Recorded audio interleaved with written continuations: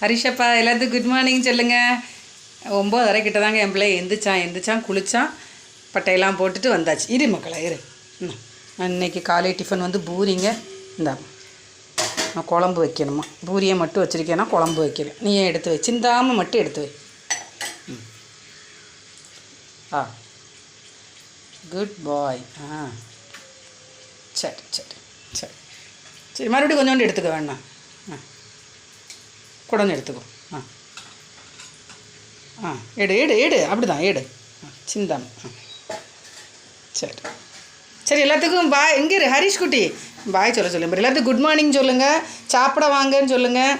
அபிமாவுக்கும் பூரியே போட்டு பூரியும் மதியம் லஞ்சுக்குமே கொடுத்து விட்டுட்டேங்க. நான் அவள்கிட்ட சொல்லிட்டேன் எனக்கு முடியல, அதனால் சாப்பாடு செய்ய டைம் இல்லைன்னு சொல்லிட்டேன். அதனால் அவள் போதும் தங்கம்மா, குழம்பு போதும். இவன் ஒருத்த போய் சாப்பிடுங்க, நீங்கள் போய் சாப்பிடுங்கடே. போங்க போங்க போங்க, அதை எடுத்துகிட்டு போய் சாப்பிடுங்க. இதுவும் வேணுமா? சரி பொறுமையாக சாப்பிடு. இன்றைக்கி அம்மா வீட்டுக்கு போகலாங்கிற ஒரு பிளானில் இருந்தேங்க. கடைசியில் பிளான் எல்லாம் மாறிடுச்சு. நான் போட்ட பிளான் வேறு எல்லாமே மாறிடுச்சுங்க. அதனால் போகலை.